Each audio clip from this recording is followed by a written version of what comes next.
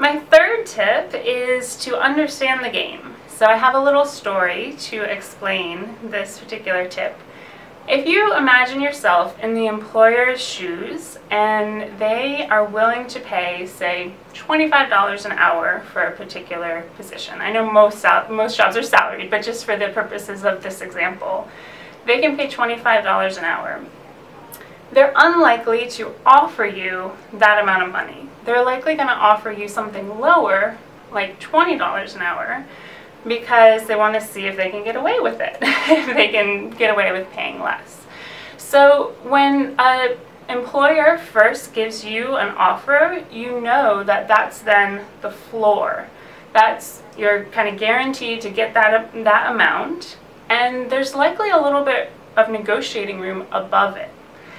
Another point of view is if you say a number first. So if you say, oh, I would like $23 an hour for this position, then you've just set a ceiling. It's unlikely that the employer is ever going to go above that because they know that you're okay with $23 an hour.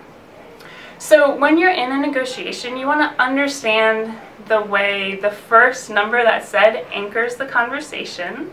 And you also want to ask for a little bit more than what you actually want. So if you want $23 an hour, you actually want to ask for something higher, like $26, to give the employer room to come down to what you actually want.